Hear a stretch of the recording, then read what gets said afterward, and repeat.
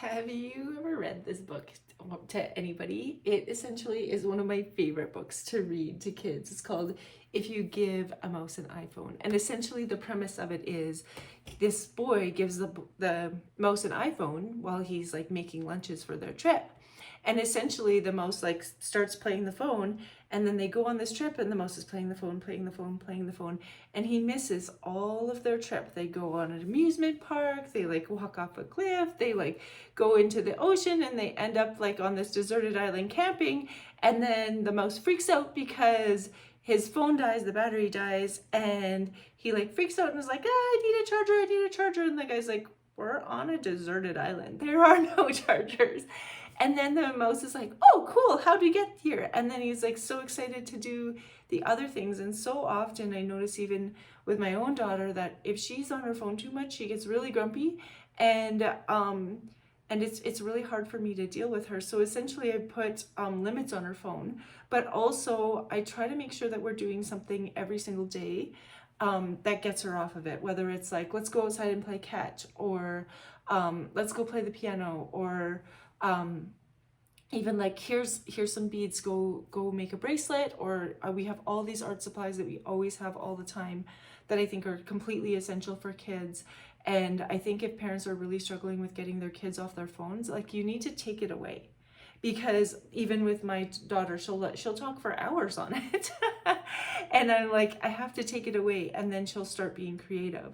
And essentially I think we're distracted sometimes by our phones, and adults are too, because we're so busy with them. And I think that one of the things we really need to instill in children as well is to start being conscious creators with their phones. And I've talked about this before, is how much time are you spending consuming content and how much time are you spending creating? And when you start becoming conscious of the amount of time you're doing both of those things, you'll be like, whoa.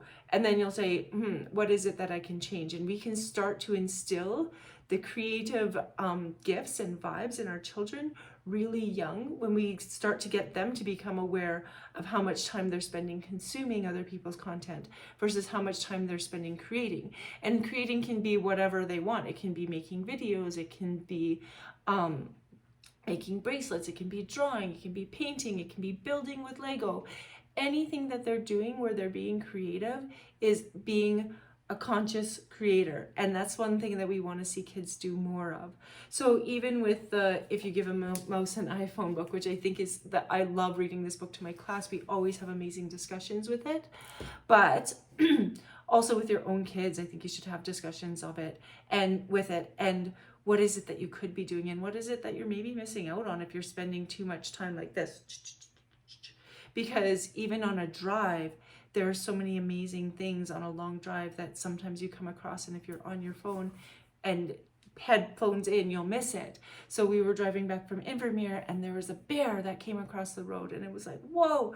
I don't think my daughter's ever seen a bear in real life before. So essentially we got to watch the bear walk across the road because she wasn't on her phone at that moment, and I had actually grounded her off her phone, and she wasn't allowed to be on it, but she actually got to see the bear and didn't miss it, because I had made the conscious decision to be like, no, you don't get your phone until halfway through this drive.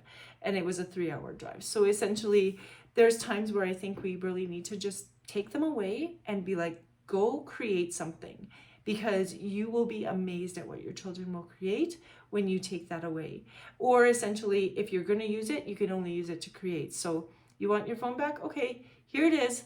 You're going to do some rock painting, get some ideas off your phone, and then you're rock painting.